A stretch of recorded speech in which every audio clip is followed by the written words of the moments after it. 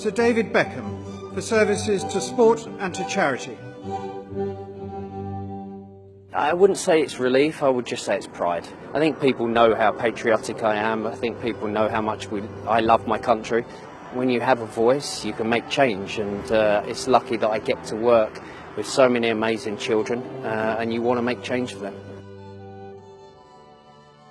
You had a good chat in there. We did. With the King. So can you tell us what you were talking about? Well, actually, he was admiring my suit, and I actually said he was the inspiration, funnily enough. I looked at old pictures of him in his younger years, and because I know how elegant he dresses, and I just thought it was quite important for me to get it right. And my wife made the suit, so I was very lucky. Many, many congratulations. I have to ask what the 14-year-old lad who signed for Man U would make of all of this. Oh my goodness. I've held it together up until now, so that question's quite a difficult one. But I think that, you know, being an East London boy, you know, growing up in Leytonstone, moving to Manchester, and now stood here at Windsor Castle with His Majesty the King, giving me a knighthood is something that I could never have imagined happening to me. You know, my dream as a young boy was always to become a professional footballer, play for Manchester United and represent my country, and luckily enough I got to do that. But you know, everything else that has come with, you know, my career and what I've done, and obviously the philanthropic work that I do, you know, I think that that's what's special about today. It's not just because of my sport, it's because of the philanthropic work that I've done from a very early age. I think I was talking about it last night with my parents, that I think I started, you know, charity work when I was 15, 16 at Manchester United, and then obviously went on to, you know, become UNICEF ambassador and working for the Royal Foundation and, you know, the King's Foundation and Malaria No More and the Armed Forces. So, you know, I've been very lucky to work for very important charities around the world. And, you know, I think one of the things that I recognised when I was very young is, you know, because I had a successful career, I was able to implement change with the things that I said and the things that I got involved in. And I think that's why the charity work that I do is so important to me. But you know, the 14-year-old boy from East London standing here in the castle with His Majesty the King, it's a very proud moment for me and my family.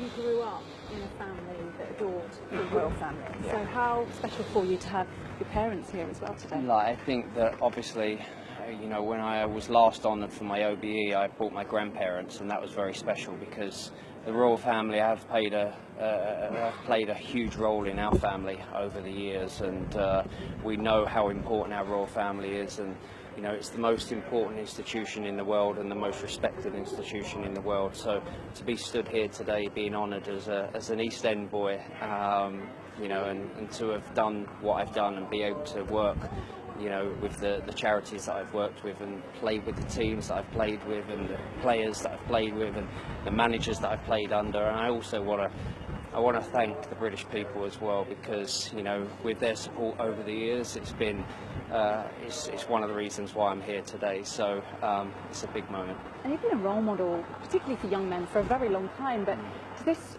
almost make it more, you know, make it more of a role model now that you've got this honour? Like, I think someone just asked me a question about is it time to slow down and is there any more to do, and actually no, it's time to, you know, put a bit more in and do a lot more, because, you know, my work with the charities that I work with, unfortunately, will never end, because, you know, we're trying to, you know, secure children's futures and their safety around the world, and unfortunately there's always a crisis and there's always something that's happening. So my work with charities will never end, and with everything else, you know, I think there's a responsibility that comes with, you know, being honoured and becoming a Sir, but I've already known that responsibility for a long time, for a number of years. I think that when I became a professional footballer, when I became England captain, you know, when I became a father, when I became a husband, you know, the responsibilities change and they get bigger, and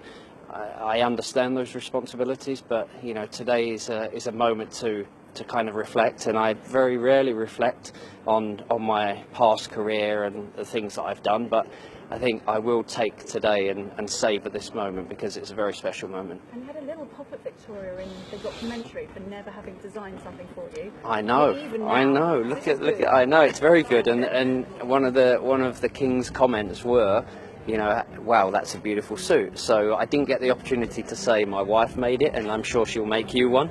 But I will at some point. You know, I will make that point. But yeah, it's a very special moment, and obviously to have Victoria here and my mum and dad, and you know, it's a very proud day for them.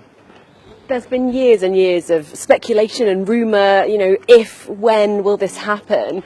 There must be a bit of relief as well as all the pride that you're feeling. I wouldn't say it's relief, I would just say it's pride. You know, I think, you know, people have talked about it for a number of years, and I always felt so lucky to have, you know, the honour that I already had with the OBE, and I do feel, you know, very lucky to have that. But obviously to be recognised now as a Sir, you know, it's very special. But there's not really relief. It's just I couldn't be prouder, because I think people know how patriotic I am. I think people know how much I love my country. I've always made that point. I've always said how important the monarchy has been, you know, to our family over the years. And like I said, I'm lucky enough to travel around the world and go to different places around the world, and everywhere I go, all people want to talk about is our monarchy and how great they are and how respected they are. So, you know, it makes me very proud, and I've always flown our flag wherever I've lived, wherever I've gone, and I'll continue to do that. How are you going to celebrate? Are you sticking around, or have you got to rush back to the bees and the chickens? Oh no, the chickens and the bees are okay for a few days, so I'll take today. We'll have a nice lunch with my parents and my kids, and then maybe a nice dinner tonight. Your life has already been so multifaceted. Is there anything that you haven't yet explored that you might like to? Politics, maybe? Your senior leadership in England football? I mean, I've always stayed away from politics. I continue to stay away from it because I think there's more equipped people, maybe, that can do and make those decisions. But you know, like I said, you know, there's a lot more to do and a lot more things that I want to be involved in and make changes with, because I think that's one of the things I said earlier. Is I realised very early on, quite a young age, that, you know, people listen to me, and people listen to me because of my career and the things and the teams that I've played for, and when you have a voice, you can make change, and it's lucky that I get to work with so many amazing children, and you want to make change for them.